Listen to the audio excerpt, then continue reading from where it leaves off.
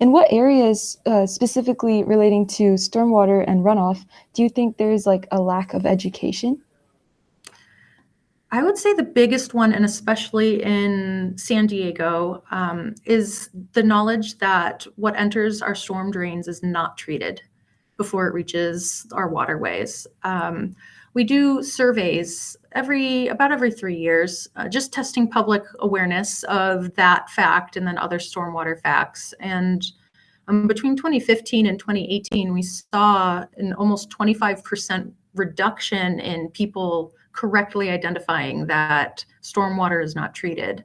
So for San Diego, that's the big impetus behind Project Clean Water. That's why we're on this, education campaign that we're on right now. We've built that out for 5 years, and we're looking to continue it further because that fundamentally is, the root of all problems. If people don't realize that whatever's going into a storm drain is untreated, they might just think it gets treated like any of our wastewater.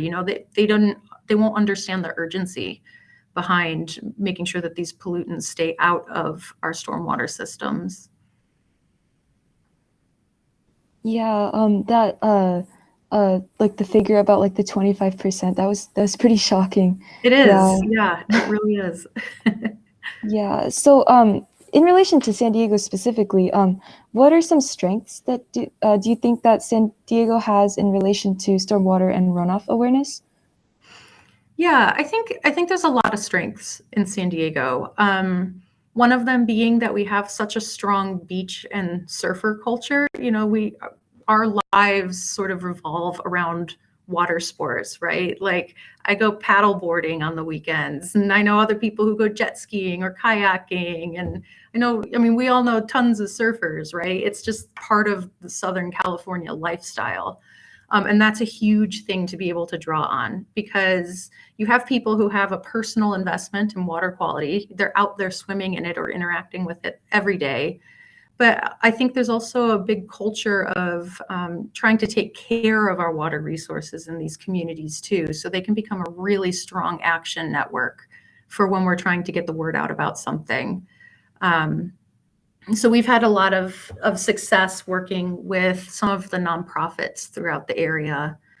That's a huge strength for San Diego. And I think another one is that we're an incredibly diverse county.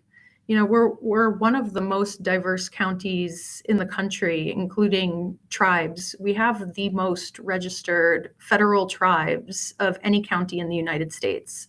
So we have a lot of historical knowledge about this area, and we also have a lot of perspectives and languages for communicating it.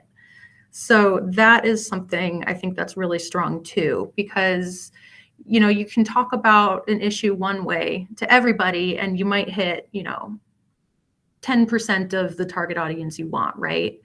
But if you can pull in these other cultural groups and have them spread a message, as community leaders into their own communities, things are communicated far more effectively that way when we can adapt the message to what actually means something to each person in each community.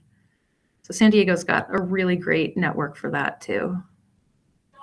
Yeah, that's actually really cool. Also, in relation to like taking action and like raising awareness, what role do you think that youth could play in increasing awareness about watershed issues?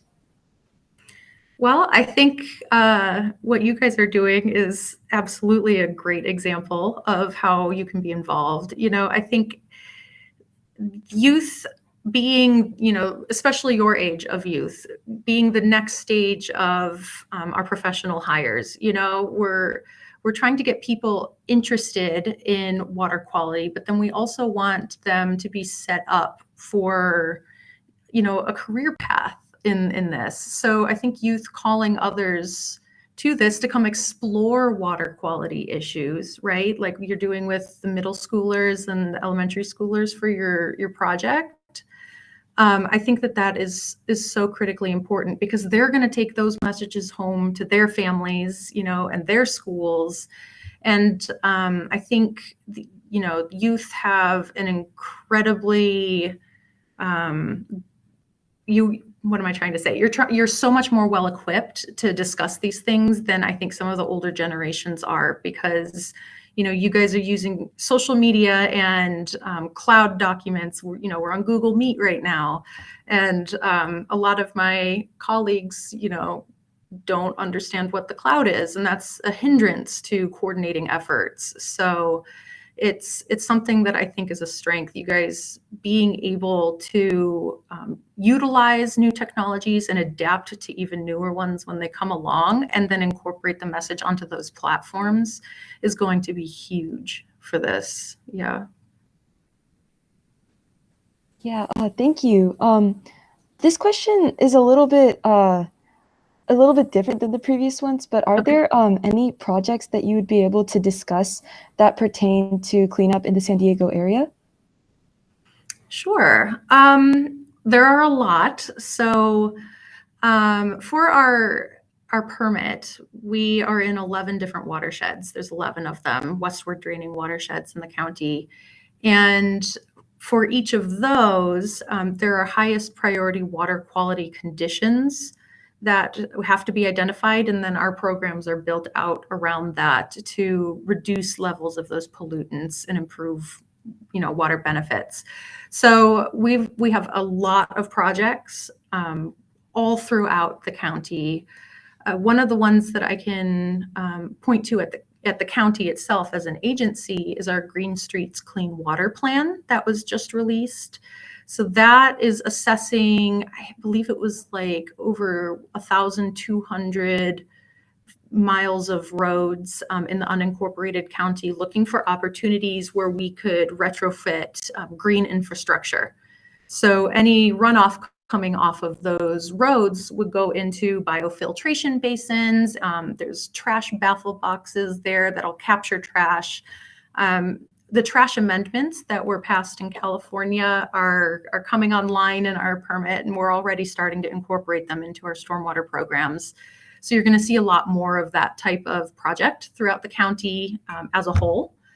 But these will be trash full capture devices that will treat entire drainages. So some of them just went in, I believe, at the Sweetwater Lane Community Park, for instance. Those are trash full capture devices. It removes 100% of trash that flows into it before it gets to the MS4, or our stormwater drain, I should say. There are a lot of remediation projects. So looking into restoring estuaries like the Tijuana River estuary, up north, restoring Agua Hedionda, and I believe that would be the Santa Margarita watershed. That's a big tactic, is getting invasive species out, remediating waterways, and then allowing the native species to kind of build along those banks and reinforce so that there's not as much sediment running off. It helps reduce flooding, that kind of thing. And then other projects are dealing with like hardened surfaces. So if you're aware of Los Angeles River, where it's running through the city, it's channelized. So the river is a concrete riverbed through the city. And there are, old flood prevention infrastructure around San Diego County that's quite the same way. Not entire rivers, but culverts, leading to rivers, little streams, that kind of thing. And that was all designed to help prevent flooding, and it does, but we know that there's better alternatives out there now. So all of the agencies are looking into areas where it's all that hardened infrastructure, and then breaking that up so that we can return it to a more natural system. Since those are better at infiltrating, down into groundwater, pulling out all of the pollutants as it does that. And it also, it's just brings back more wildlife. It restores the ecosystem around here. So those, I think, are some broad examples of projects. Wow, yeah, those are really cool. It's really crazy to think about like the actual things that are happening like in our own community. So yeah, that's really amazing. Yeah, I think that's about all of the questions. I think I've kind of touched on all of them. Okay. So do you guys have any questions? I don't have any questions, but I just want to reiterate how grateful we are to you for meeting with us in our mission to help educate like middle schoolers and elementary schools about stormwater and also like continue learning ourselves. It's really important to us to keep like meeting with people like you who can help us improve our curriculum and learn more ourselves so we can continue like making stormwater and runoff just more known to the world because it's such an important issue. So we just really appreciate you spending your time with us today. No problem. Happy to do it. Thanks for inviting me, you guys. I'm really excited to see what comes out of your project. It looks like it's going to be a lot of fun. So far, it really has been, and we're really excited to reach even more classrooms and people too. Great. Well, hey, if you have any questions about, anything related to stormwater or, career paths or anything, feel free to reach out. Thank you so much. Yeah, no problem.